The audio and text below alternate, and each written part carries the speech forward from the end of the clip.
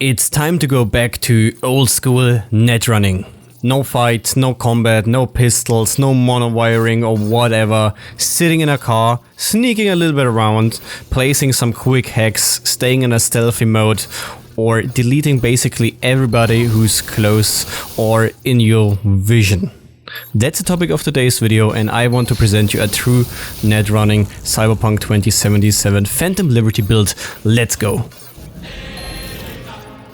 Dear comrades, Ivan the German is back, glad to have you here, and today's video is all about the traditional classic Netrunning. Like mentioned, no combat with pistols, swords, katanas, throwing weapons, monowires or whatever is involved here.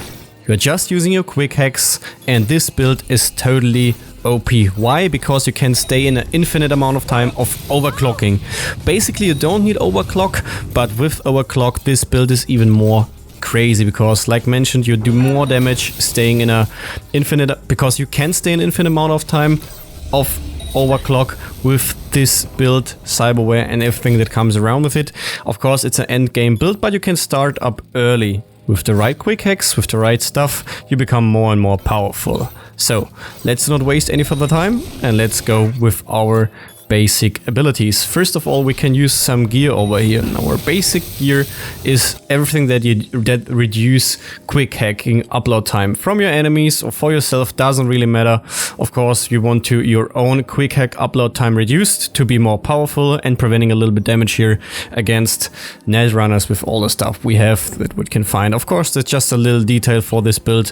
Right now, it's more interesting because we are talking about our Cyberware. We are using for the deck, for the Cyberdeck, the Tetratronic Rippler MK5, and the reason for that is very important because we gaining 40% more damage with combat quick hacks when immediately followed by a non-combat quick hack in the queue. More later why this is important. Also, we gain 8 max RAM. What's not really interesting for us is the weapon damage, and nice little bonus when overclocking is activated, automatically uploads reboot optics. A little bit, yeah, interesting, nice to have. Kiroshi Cockatrace optics, we get 35% crit chance, which is really nice. For hands, Smart Link is interesting, 2% max RAM. That's about it. Heal on kill is important because we are overclocking a lot. 7.25% heal when we're neutralizing an enemy is really handy, and the biomonitor automatically heals us with our equipped healing stuff if our health drops below 35%, and 14% heal item effectiveness, really good. The legs equipped, whatever you like. I like to be or sprint quicker, but it really is up to you. Then we have Kithine. Kithine is really nice because this one will increase our currently health regenerate total 200%. Really good, really important for this build. The nervous system, here we have deep field visual interface, also increasing crit chance the further we are away. Perfect for this build. We are not directly involved in combat.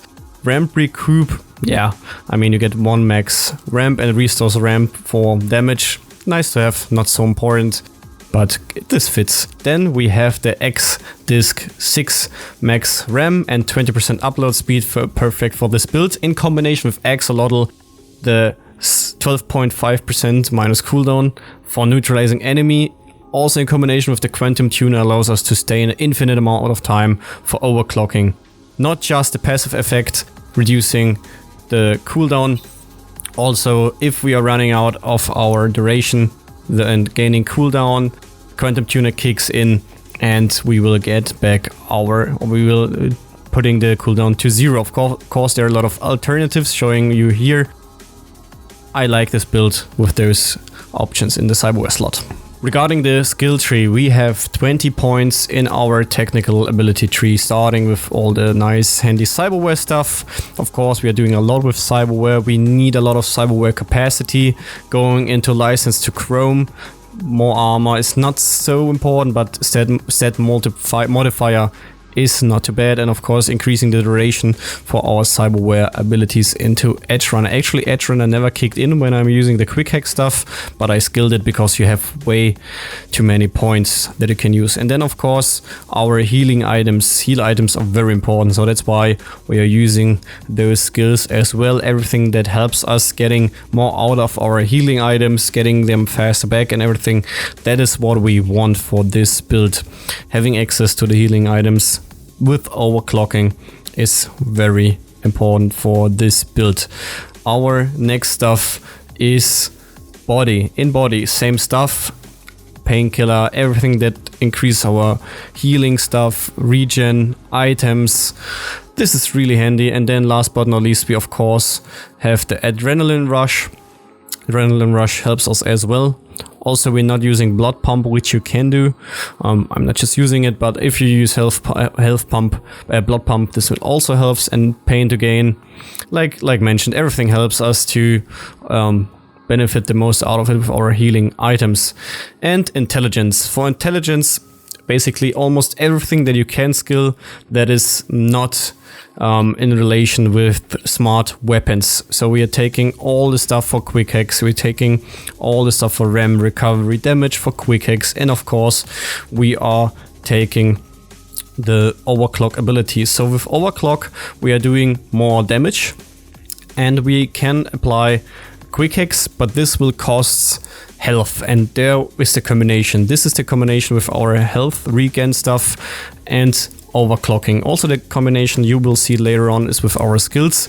If we kill an enemy, we will stay longer in the overclocking time, and the duration of overclocking is getting extended, and also we restore health for killing an enemy, and this is how we do this whole loop of killing, restoring, and so on till everything is gone. And like mentioned, we are getting everything that's involved in reducing cooldown, increasing our RAM, reducing RAM costs, increasing damage for Quickhacks. So how to execute the rotation? You basically start with a Sonic Shock. Sonic Shock is nice because it deafens the enemy and also it makes the bodies untraceable, which is really handy. So cloaks the enemy from their allies, making them deaf as well, and scrambles comms, the communication system, perfect. Afterwards, you're following with a short circuit. This is doing damage. Also, this is increasing damage for each stack of Cyberware Malfunction. I will show to you afterwards. And Cyberware Malfunction can also stack. For every stack, you will do more damage. And this is a control quick hack followed after your Sonic Shock, and then you have Synapse Burnout. With Synapse Burnout, this is doing heavy damage. It's increasing your overclock time. This is perfect. The duration of overclock increased by 5 seconds for every enemy killed, and this is the whole loop, like mentioned, of killing enemies and extending the duration. And you can use ping to detect all the enemies, and of course we have reboot optics. So you start with a Sonic Shock. Make it as cheap as possible, but not too cheap. It really depends on your available RAM. Then followed by a short circuit. This will do damage, and of course this will help you for the next stuff. Then you will place a Cyberware Malfunction. This Cyberware Malfunction will increase damage of your short circuit because we skilled it, and we have the Ripper MK5. And afterwards you're finishing off basically almost every enemy with the Synapse Burnout. Then you have the stack from Synapse Burnout, and you can do this on multiple enemies. This is the whole loop, this is the whole process, so to say. What you also can do is using reboot optics if you're getting tracked or you are about to get tracked or spotted. This will also help. Like mentioned with ping, you can detect all devices and enemies which are located in the system. So we're not using any glitch or anything else. No combat is involved. You don't have to face close. You don't have to face enemies close by. You can sit in your car, sit on your cycle, stay around, sneak a little bit, and do everything with your Quickhacks. This is true net running, and this is what I want to achieve with this build for all the lovers of net running from the past of Cyberpunk. it is possible and it's doing a lot of damage and it makes fun. You also can walk around getting spotted by enemies, but you actually don't care because you're doing a lot of damage and you get a lot of RAM back and health back. So you can execute this build, staying this overclocking time for forever. Do your quick hacks, have fun and enjoy Cyberpunk 2077 Phantom Liberty. And right now I'm very interested about your feedback for this build. Leave a comment in the comment section below. I'm really enjoying Netrunning, also in the 2.0 Phantom Liberty. What about you? Let me know. Don't forget to subscribe. You're not gonna miss any Cyberpunk guide and further videos. Have a good one, guys.